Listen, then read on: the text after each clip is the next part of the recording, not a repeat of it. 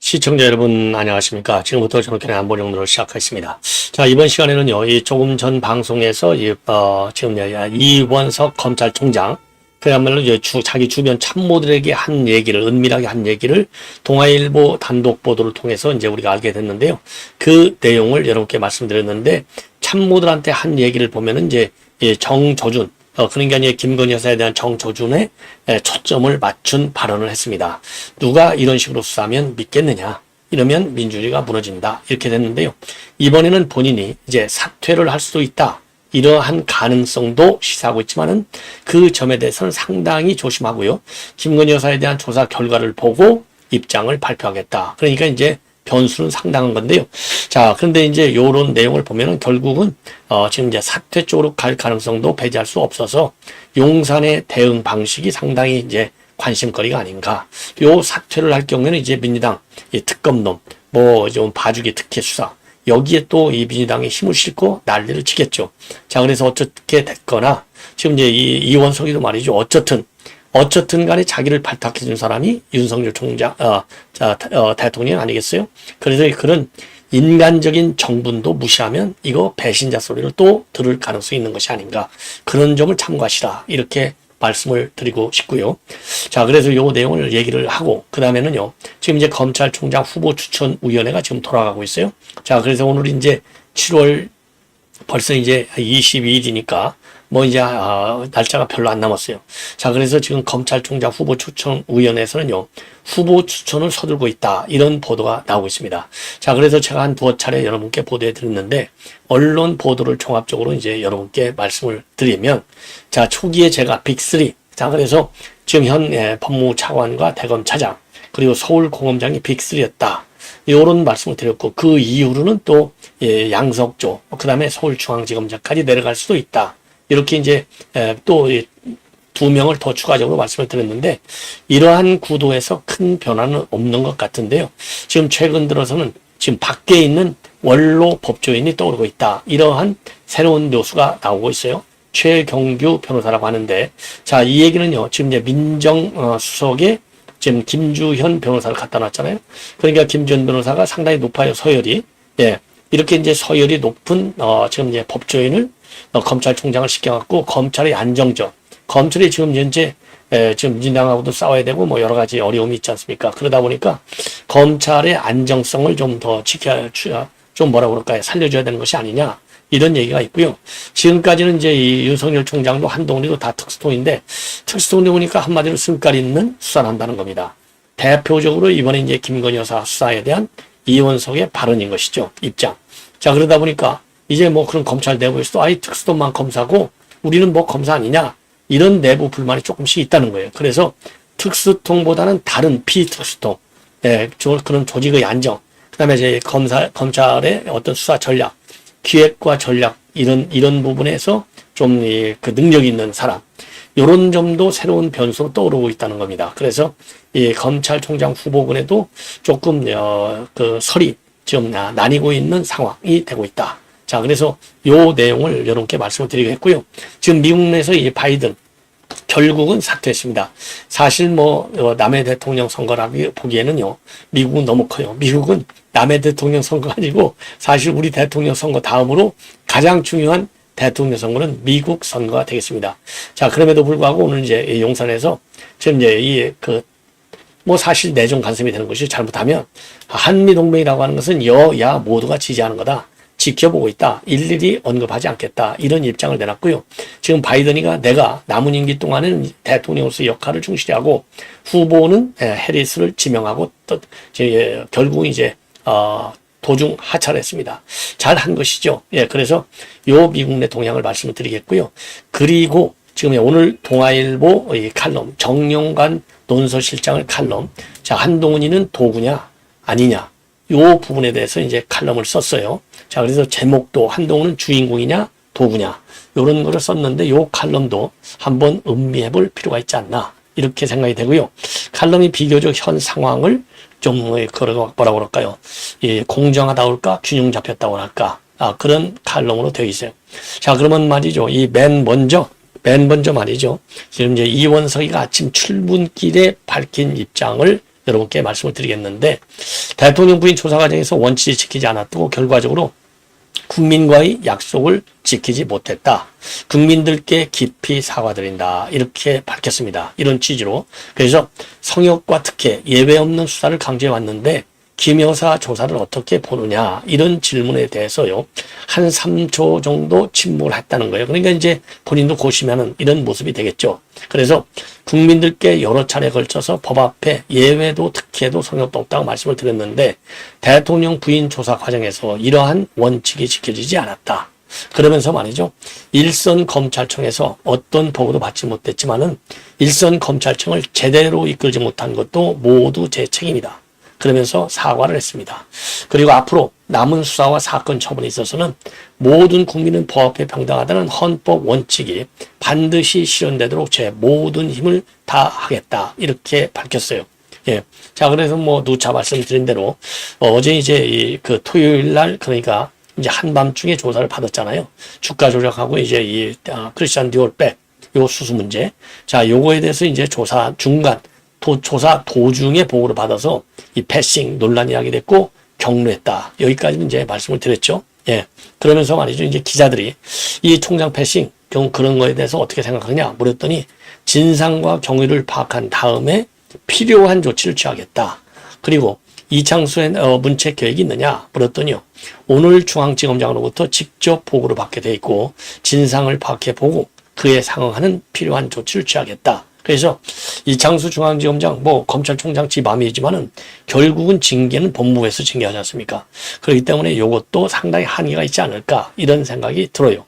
그리고 이창수 중앙지검장이 이제 중앙지검장은 검찰총장은 수사지휘권이 배제돼 있으니까 보고를 안 했다 하더라도 법무부 장관한테는 당연히 보고했을 가능성이 크지 않느냐. 절차를 다 완수한 것이죠. 그러면 이제 이 징계 문제가 나왔을 때 과연 법무부 장관이 이 원석의 징계 요구를 받아들였겠냐? 절대 그거는 하지 않을 것이다. 예.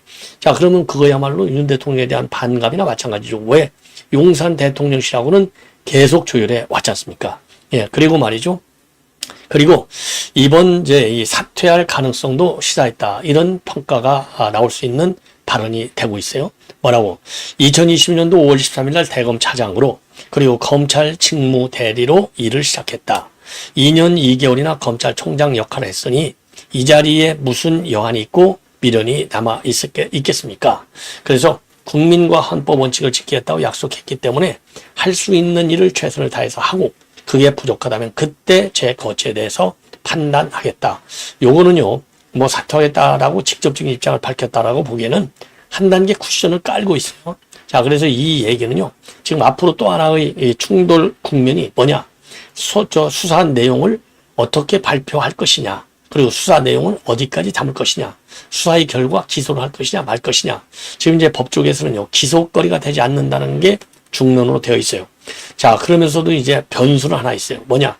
제가 어제 심야 방송을 통해서도 여러분께 말씀을 드린 대로 9월 12일 날 이 주가 조작 사건에 대한 항소심 판결이 나옵니다. 자, 그런데 이제 권오수, 이거는 이제 구속형을 선고해달라. 검찰이 그렇게 구형을 했어요. 이미 이제 집행유예로 1심에서는 끝났어요. 그리고 나머지 전주, 그리고 이제 대표적인 블랙 펄 인베스먼트 대표, 이 씨라고 되어 있는데 이 사람도 유죄 판결로 받았어요. 그런데 이제 새로운 변수가 뭐냐? 손모 씨 전주가 있는데 손모 씨에 대해서는요, 시세조종 방조 혐의로 처벌을 해달라. 이렇게 새롭게 검찰이 문제 제기를 했습니다. 그래서 이 언론 보도 내용, 법조계의 판단을 보면은요, 요 손모 씨에 대해서 유죄 판결을 내릴 것이냐, 안 내릴 것이냐, 내리느냐, 안 내리느냐, 요것이 김건희 여사의 기소 여부에도 영향을 줄 가능성이 있다. 그런데 지금 이게 오늘이 이제 7월 22일인데 9월 10일 아직도 한 달 반 이상이나 남았는데요. 그때까지 그러면 지금 이제 윤석열 대통령, 김건희 여사 저 주말에 불러놓고서 결과를 발표하지 않아? 이거는 말이 안 되는 것이죠. 자, 그렇기 때문에 지금 이 결과가 미리 나올 수밖에 없고, 그렇다고 본다면 법조계에서 얘기하는 대로, 그리고 1심 재판부에서 요원 공소시효가 이미 끝났다. 그래서 면소 판결을 했다는 거 아니겠습니까? 그래서 1심 판결을 영향을 더 많이 받을 것이고, 그리고 문재인 정부에서 1년 반, 2년을 탈탈 털었잖아요. 아니 그 지금 칼을 갈고 있는 이성윤이도 기소를 못했지 않습니까? 이런 흐름으로 본다면, 그리고 이제 1심 판결도 김건희 여사의 계좌가 시세를 조정하는데 써먹기는 했어. 그런데 김건희 여사가 시세를 조작을 하는데 직접적으로 조작 행위에 관여를 했느냐? 요거는 판단을 못했어요. 그렇기 때문에 이런 기조로 본다면 이번에 김건희 여사의 주가 조작 사건에 대해서도 법조계에서 보는 대로 김건희 여사에 대해서, 그리고 이제 이 몰카 사건 요것도 마찬가지로 기소하기에는 굉장히 어렵다. 그렇기 때문에 요거를 말하자면 이제 이원석 입장에서는 아무것도 아닌데 너 걔도 굉장히 국민들한테 피로도만 높여준 거 아니냐, 이런 비판이 지금도 있는 거 아니에요. 아니 김건희 여사 탈탈 털고 주가 조작, 그 디올백은 오히려 피해자인데 뭘 턴다는 말이야. 요래서 너는 정체가 뭐야? 너 저 민주당으로 갈라는 거야 나중에? 너 배신 때리라는 거 아니야? 요런 것 때문에 이원석이가 욕을 많이 먹었는데, 그럼에도 불구하고 만약에 이 기소 여부를 가지고 중앙지검, 제가 보기에는 중앙지검 수사팀에서는요, 지금 이성윤이가 수사팀은 죄가 없어 했는데 정무적으로 죄를 입히려다가 실패한 거 아니에요. 그런 것처럼 이창수 중앙지검 수사팀의 입장에서는 이거 죄가 없다, 이렇게 결론이 나오는 것이 순리일 가능성이 굉장히 높지 않느냐. 이 법조계에서도 지금 그렇게 보고 있잖아요. 그런데 만약에 지금 이원석이가 하는 걸 보면은 뭔가 이원석이는 머릿속에 김건희 여사는 법률적으로 유죄야, 이런 지금 선입견이 딱 짜여 있어요. 그래서 요거를 갈등 가지고 폭발해서 만약에 사표를 나간다 그러면은요, 배신자 영원한 프레임에서 벗어나기가 어려울 것이다. 그래서 그야말로 이원석 아직도 나이가 젊잖아요. 창창하잖아요. 그래서 인간적인 배신하는 거, 더군다나 말이죠, 이 보수 정치판에서 이거는 더 이상 아니 되옵니다 라고 얘기를 좀 하고 싶어요. 그래서 이원석과 가까운 검찰 이 선후배들, 이런 여러분들도 아주 중대한 시기이기 때문에 어드바이스를 좀 잘 해야 될 것이 아닌가, 이렇게 판단이 듭니다. 자, 그러면요, 이렇게 해서 지금 이제 검찰총장 후보 추천에 의해서 과연 누가 이 추천이 될 것이냐, 이게 이제 초미의 관심사항으로 되어 있고요. 지금 이제 사실상 이제 추천은 거의 마무리 국면에 와 있다, 이렇게 지금 보도가 나오고 있어요. 자, 그래서 여러분께 이제 이게 구체적으로 사람 이름을 가지고 말씀을 드리겠는데, 여러분들 검찰총장 후보 추천위원회 위원장은 정상면 전 검찰총장인데요. 정상면 검찰총장의 경우에는 윤석열 대통령이 총장 결혼식 할 때, 왜냐하면 그때 대구에 있었다는 거 아니에요? 그때 대구지검장 하면서 쌓인 인연, 그 주례를 쓸 정도로 굉장했고요. 그리고 이 윤석열 총장을 갖다가 총장 시킬 때 추천한 장본인도 정상명이다. 그러니까 이제 정상명 이번에 총선 때도 말이죠, 공관위원장을 시키는 것이 아니냐, 이런 추측까지 나온 바 있어요. 자, 그럼 뭐 이제 근데 정상명인을 갖다가 그 공관추천위원장을 한다? 그러면 윤 대통령이 공천에 개입하네? 이런 또 이 비판이 나올 거 아니에요. 그래서 제가 보기에는 정상명을 갖다가 이 공관위원장으로 시킬 수는 없었던 것이 아닌가, 이렇게 생각이 들어요. 예, 그 정도로 신뢰가 확실한 거죠. 그래서 이제 윤 대통령 직접 또는 김주현 민정수석, 법무장관, 요 3자가 제일 큰 변수가 될 수 있는데, 요 세 분들하고 정상명 총장이 뭐 한참 후배인 법무장관이나 또는 현 민정수석하고 조율은 안 하겠죠. 조율은 직접 다이렉트로 윤 대통령과 하겠죠. 그 정도로 윤 대통령이 신임을 받는 인물이다. 그래서 일사불란하게 할 텐데, 자, 그래서 지금 이제 나오는 얘기를 보면은요, 우선 검찰 추천 이 위원회는요 9명으로 구성되어 있어요. 이미 여러분께도 몇 차례 말씀드렸는데, 자, 그래서 5명은 상근직이 아니라, 그러니까 이 당연직으로 돼 있어요. 5명은 당연직으로 돼 있고, 4명이 이제 말하자면 비당연직, 임명직이 되어 있습니다. 자, 그래서 5명은요 법원행정처 차장, 이게 이제 당연직으로 되어 있어요. 그 다음에 변협회장, 그 다음에 법학대학 교수협의회 회장, 그 다음에 로스쿨 협의회 회장, 그 다음에 법무부의 검찰국장, 요 5명이 당연직인데요. 왜 그럴 수밖에 없느냐? 예를 들어 법무부 검찰국장은 요직 중에 요직이고 검찰 인사 예산을 다 장악하는 자리잖아요. 그래서 이 검찰국장이 말하자면 검찰 인물평을 제일, 검찰의 후보자가 되려면 이 사람이 누구냐? 딱 물었을 때 칼같이, 예, 그 사람은 이 사람입니다, 딱 성분, 말하자면 신원사항을 쫙 설명할 수 있어야 될 거 아니겠습니까? 요 관련 정보를 제일 많이 갖고 있는 사람이 이게 검찰국장입니다. 자, 그래서 요 4명이 당연직으로 되어 있고, 그 다음에 이제 비당연직, 말하자면 임명직으로 되어 있는 사람은 요렇게 되어 있어요. 그래서 지금 당연직, 법원행정처 차장은 배형원, 그리고 변협회장은 김영훈, 그 다음에 법학교수회 회장은 조홍식 교수가 되겠고요. 그 다음에 이제 법학전문대학원 협의회 이사장 이상경, 그 다음에 이제 법무국장은 송강, 그리고 비당연직은 이제 정상명은 당연히 비당연직이죠. 그 다음에 이제 성균관대 로스쿨 교수인 이진기, 그 다음에 이제 외대 법학대학원장인 안수현, 그 다음에 문화일보 논설위원인 김세동, 요렇게 되어 있고요. 이번에는요, 우연마다 한 명씩 추천을 하도록 되어 있어서 이 추천이 다 끝났다고 합니다. 그래서 지금까지 이제 종합적으로 보면 가장 유력한 후보 중에 한 사람이요, 바로 심우정 법무부 현 차관. 심우정 차관은요, 요직이란 요직은 다 거쳤어요. 당연히 이제 서울법대를 나왔고, 자, 그래서 요 사람이 이제 심우정이 되겠습니다. 그래서 쉽게 얘기하면 심대평 지사를 잘 아시는 분은, 아버지하고 비슷하네. 딱 느낌 올 거예요. 그래서 지금 이제 이 심대평 전 지사, 그래서 이제 우선 실력 있고, 그 다음에 인물평이 굉장히 좋다. 요게 이제 자타가 공인하는 중평이라고 합니다.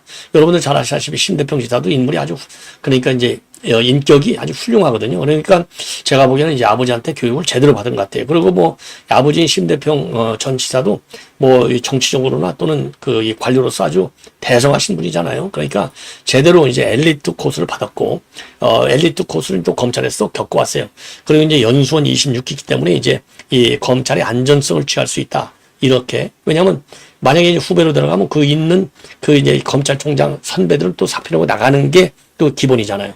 자, 그래서 검찰 내 인사와 기업 업무를 두루 경험한, 두루 경험하면서 앨리스 코트를 겪었다. 그래서 대검의 범죄정보 2 담당관, 법무부 검찰과장, 그 다음에 중앙지검에서 형사 1부장, 이런 기획 에이스가 갈 수 있는 보직을 모두 경험했고, 그러다 보니까 문재인 정부 때는 조금 이제 이 주요 보직에서 배제됐지만은요, 윤석열 정부 들어와서 다시 대검 차장을 거쳐서 법무차관까지 올라갔어요.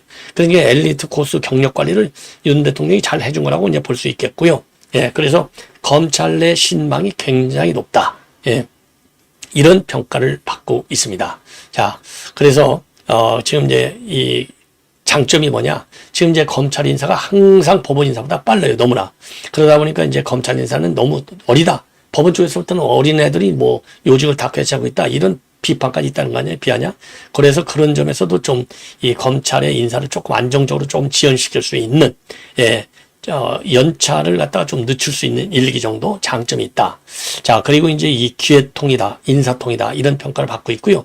그 다음에 이제 장현희, 본래는 이원석 다음으로 이제 송경과 이렇게 했는데 후보군에서 이제 완전히 밀려났다는 겁니다. 더군다나 이원석 특수통 갖다 놓고 지금 김건희 여사 수사 때문에 애를 먹고 있는데 송경 갖다 놓으면 똑같을 거 아니냐. 요래서 이제 좀 밀렸다. 이런 평가를 받고 있고요. 자, 그러다 보니까 이제 그 다음으로는 임관혁 서울고검장, 연수원 26기 동기예요. 신자용은 28기 아래로 내려갑니다. 신자용 현 차장검사고 임관혁이는 현 서울고검장이 되겠고요. 그래서 임관혁 같은 경우는 한명숙 총리 수사를 했고, STX 정관계 노비, 성한종 리스트, 요런 굵직한 사건들을 했는데, 이 임관혁 서울고검장도 문재인 정부 때는 중용을 받지 못했다고 합니다. 자, 그런 다음에는요, 지금 이제 이 서울 동부지검장, 그 다음에 대전고검장으로 빠르게 영전을 해서 서울고검장까지 와 있고, 신자용 현 차장검사는요, 윤 대통령 측근으로 불리는 특수통이기는 하지만, 그럼에도 불구하고 또 이원석 라인이다. 이런 평가도 받고 있다는 겁니다. 근데 이제 문제는 뭐냐? 너무나 특수를 다 해먹는 거 아니냐? 우리 그래서 검찰 내부에서도 지금 불만이 있어서 특수통이 아닌 사람, 이런 사람을 발탁해야 되는 것이 아니냐, 이런 얘기도 상당히 많다는 것이죠. 그러다 보니까 지금 이제 이 내부 좀 안정성, 그 다음에 비특수통, 이러다 보니까 지난 5월 달에 검찰을 떠난 최경구 전 고검장, 연수원 25기인데요. 요 분도 후보군으로 거론이 되고 있다고 합니다. 그래서 최경구 전 고검장의 경우는요, 대구지검 특수부장을 역임했고, 인천지검의 형사 4부장, 수원지검의 형사 1부장, 북부지검에서 차장검사를 같은 형사부 근무 경력이 많았던 인물이고요. 대통령실이 믿을 수 있다라고 하는 것이 큰 장점이라고 합니다. 그래서 대통령실 안팎에서는요, 최경규 변호사를 지금 거론하는 인물을 또 상당하다. 예. 그러면서 말이죠. 특수통은 절대 안 된다는 기조하에서 조직 안정을 위해서 기술을 올리면서도 형사나 기획동 중에 고르는 게 좋겠다. 이런 분위기가 있다 보니까 최경규 고검장이 거론되는 것 같고, 연수원 17기인 박선재 장관이 오면서 이원석 총장보다도 기수가 조금 올라갈 가능성이 더 커 보인다. 자, 그래서 이제 후보 추천을 위해서 3명을 추천하면 장관한테, 장관이 이 중에 1명을 대통령한테 추천을 하고요. 그러면은 이제 제청하고 대통령은 국회 인사청문회를 요청하게 되는 것이죠. 자, 그래서 지금 이제 이 법조계 얘기를 보면은요, 심우정 차관이 굉장히 앞서 있기 때문에 큰 이변이 없으면 인사가 이번 주에 빠르게 나올 수도 있는 건 아니냐. 더군다나 이원석 총장이 지금 사단이 지금 벌어져 있기 때문에 생각보다 더 빠르게 올 수 있다. 이러한 전망이 지금 힘을 받고 있습니다. 마지막으로요, 지금 바이든 대통령이 결국은 이제 관뒀어요. 자, 그러다 보니까 지금 해리스한테 넘어갔는데, 이와 관련해서 대통령실에서 지금 언론에 밝힌 내용을 보면은요, 한미 동맹에 대한 미국 내 지지는 상당히 초당적이다. 우리 정부는 한미 글로벌 포괄 전략 동맹을 지속 발전시켜 나가기 위해서 미 측과 계속 긴밀히 협력할 것이다. 타국의 국내 정치 상황과 관련해서는 언급하지 않겠다. 이러한 입장을 내놨습니다. 자, 그리고요, 바이든 대통령은요, 21일 현지 시간입니다. 예, 트위터에 남은 기간 동안 오로지 대통령으로서의 의무를 수행하는 데 집중하는 것이 당과 나라의 최선의 이익이라고 믿는다. 그러면서 지금 떠났습니다. 그리고 이제 해리스 부통령을 지지한다 선언을 했어요. 그래서 이제 해리스 부통령이 민주당 전대에서 후보로 선출되면 도널드 트럼프하고 일대 이제 접전이 벌어지는 상황이 되겠는데요. 이 해리스 부통령과 관련해서는 제가 별도로 방송을 편성을 하겠습니다. 우리 시청자 여러분들의 많은 시청을 부탁드리고요. 자, 이번 시간에는요, 이 한동훈과 관련된 정영관 칼럼을 보도해 드리려고 했는데, 요것도 바로 이어서 보도를 해드리도록 하겠습니다. 대단히 고맙습니다.